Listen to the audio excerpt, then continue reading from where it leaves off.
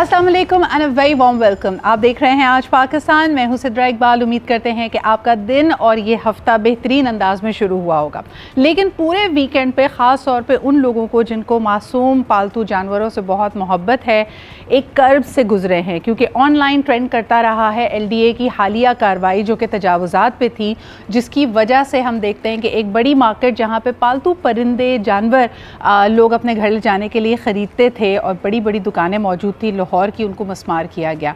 लोगों के मुताबिक और ख़ास तौर पे वहाँ पे जो शॉपकीपर्स हैं उनका कहना ये है कि इसकी कोई उनको इतला पहले नहीं दी गई थी, यानी इतना वक्त भी नहीं दिया गया कि वो अपनी जो दुकानें हैं उनको खाली कर सकें, वहाँ से जो मौजूद जानवर हैं, परिंदे हैं, उनको महफूज तरीके से ले जा सकें। अच्छा, इसके अंदर आपको एक मिक्स्ड विजुअल्स मिलेंगे, आपको दोनों तरह की कार्रवाई नज़र आएगी।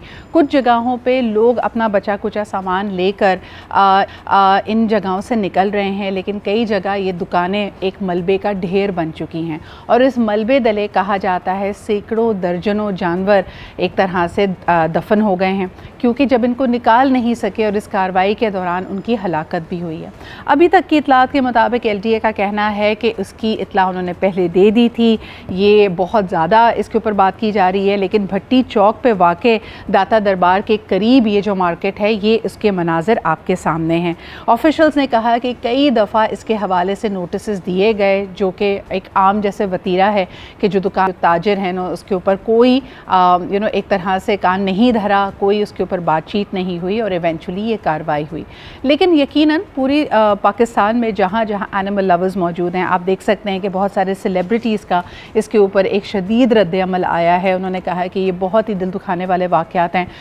ट्रिगर वार्निंग भी होती है, तभी हमने विजुअल्स भी आपके लिए हटा दिए हैं, लेकिन इस मलबे को हटाया जा रहा है तो उसमें बहुत सारे मासूम बिल्लियाँ, जानवर, परिंदे मौजूद हैं और एक दो वीडियो से मैंने ऐसी भी देखी जिसमें उसको लाइन से लगाया गया था। कई ऐसे ममालिक हैं जहाँ पे आप देखते हैं कि स्ट्रे कैट्स को भी बहुत ज़्यादा इज़्ज़त दी जाती है। What's exactly happening in Lahore? इससे पहले ये बात भी की जा रही थी कि एक मेरे ख्याल में सदी पुराना दरख्त, एक बैनियन ट्री, उसको भी पार्किंग के लिए जगह बनाने के लिए काट दिया गया। ये वो तमाम चीज़ें हैं जिसकी वजह से एक कंपैशनेट इकोसिस्टम तो नहीं नज़र आता। इसके बरक्स हमारे पास पूरी दुनिया में ऐसी ख़बरें मौजूद हैं जहाँ पे अगर पुराना दरख्त है, कदीम दरख्त है, तो उसको काटने के बजाय बाकायदा उसको मूव किया जाता है, यानी उसको जड़ों समेत निकाला जाता है और दूसरी जगह उसको ट्रांसपोर्ट किया जाता है। So these are better practices. पूरी दुनिया अब इसके बारे में बहुत अवेयर है, लेकिन अनफॉर्चुनेटली पाकिस्तान में अभी भी जो हमारे तरीक़ेकार हैं वो बड़े मुख्तलिफ हैं। आइए दूसरी तरफ चलते हैं, आपको बताते चले 27वीं तरमीम का जो मामला है, रूलिंग जो एलाइज़ हैं इसके ऊपर काफ़ी गुफ्तगू हो रही थी।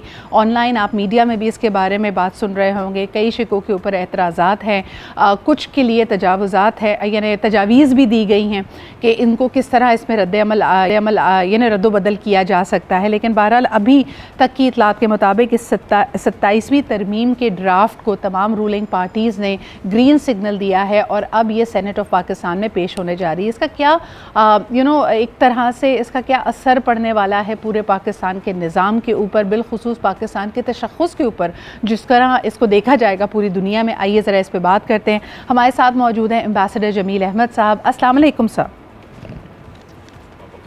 जमील साहब, बहुत बहुत शुक्रिया वक्त देने के लिए। किस तरह देख रहे हैं आप इस तमाम डेवलपमेंट? बातचीत हो रही थी, कहा यह जा रहा है कि डार साहब का कहना है कि आर्टिकल 243 की जो चेंजेस हैं उसको अप्रूव कर दिया गया है। 49 शिकें ऐसी हैं जिसके ऊपर कंप्लीट कंसेंसस हो गया है, लेकिन ख़ास तौर पे प्राइम मिनिस्टर ने शूट डाउन किया है इम्यूनिटी क्लॉज को और इसकी वजह से एलाइज़ की तरफ से उनको सपोर्ट मिल रही है। किस तरह देख रहे हैं आप इस तमाम डिस्कोर्स को? देखिए, हम देखते हैं उस मुल्क के हालात के मुताबिक, उस मुल्क में जो एटमॉस्फेयर है उसके मुताबिक इस चीज़ का अगर मवाजना किया जाए तो ये जो अमेंडमेंट है 27th अमेंडमेंट, इसका भी मवाजना करें तो अपने हालात व वाक़यात को देखते हुए करें। और जब हम ये मवाजना करते हैं तो हमारे जहन में आता है कि शायद UK जो है बहुत अच्छा डेमोक्रेटिक मुल्क है, या US में बड़ी अच्छी डेमोक्रेसी है, या इंडोनेशिया में या टर्की में।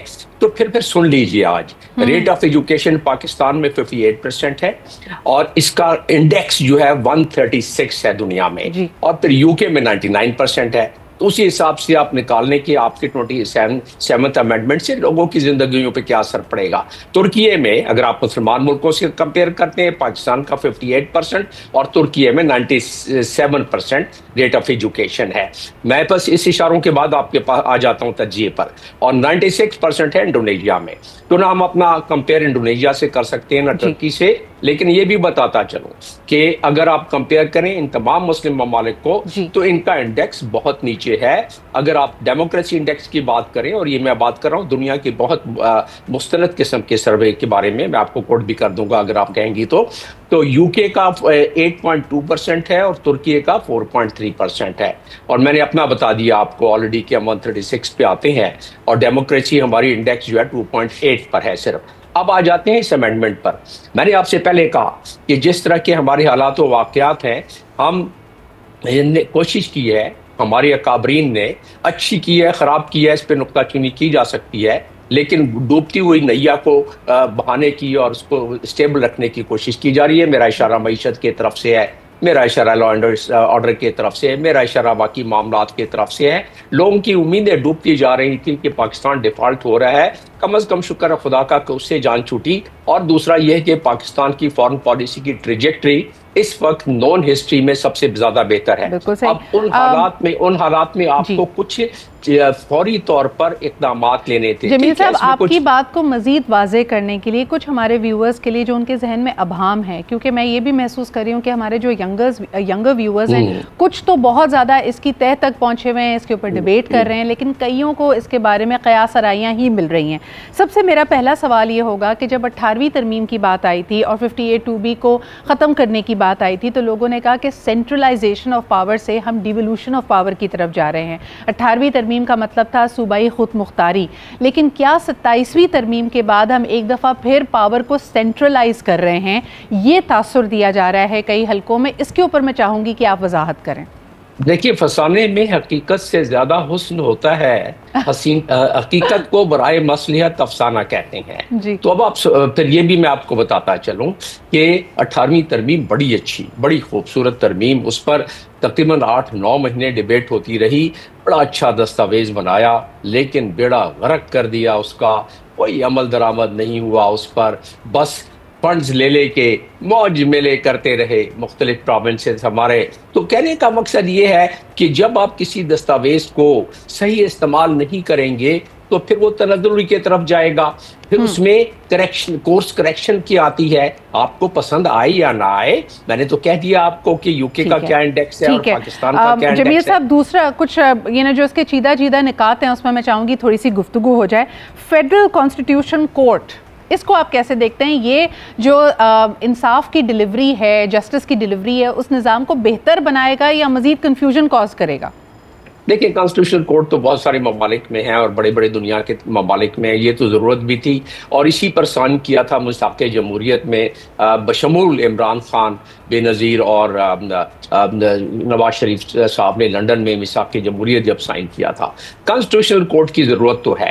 अब उसके अपॉइंटमेंट का लाया है, अमल क्या होना चाहिए? पहली कोर्ट है, सिर्फ प्राइम मिनिस्टर नॉमिनेट उसको प्रपोज करेंगे और प्रेसिडेंट जो है उसको कर देंगे, लेकिन उसके पैरामीटर उन्होंने रखे हैं कि हाई कोर्ट के 7 साल तजर्बा होना चाहिए, और अगर हाई कोर्ट का तजर्बा नहीं तो सुप्रीम कोर्ट का किसी वकील का 20 साल तजर्बा होना चाहिए।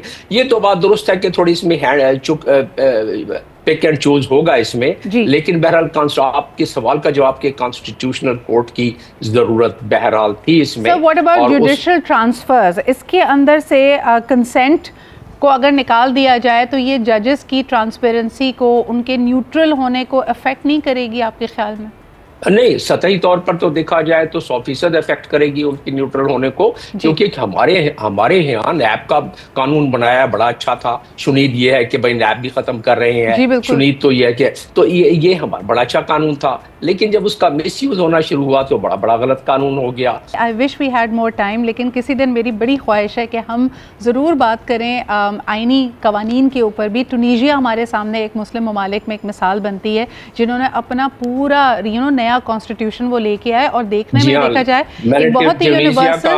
जी बिल्कुल, रेट ऑफ एजुकेशन भी बता दीजिए और ट्यूनीशिया क्या आप ये भी बता दीजिए कि कितने पैसे खर्च करते हैं एजुकेशन पर, वो यकीनन वो हमसे बेहतर है। तो बहुत सारी आपके पास मिसालें ऐसी मौजूद हैं कि या तो अगर आपने एक दोबारा कंसेंसस क्रिएट करना है, चीज़ों को एड्रेस करना है, तो उसके कई अलग अलग तरीके हैं, लेकिन हमारे यहाँ पॉलिटिकल रियलिटीज़, इकोनॉमिक रियलिटीज़ बहुत मुख्तलिफ हैं। बहुत शुक्रिया जमील साहब हमारे साथ मौजूद होने के लिए। Developing story, let's see how it is going to Senate में इसके साथ क्या होगा, क्या ये पास होती है, क्या इसमें मज़ीद चेंजेस आएंगे। वील टॉक अबाउट दैट एक ब्रेक के बाद, लेकिन इस वक्त we have more stories lined up for you as well. तो एक ब्रेक लेते हैं and we'll be right back.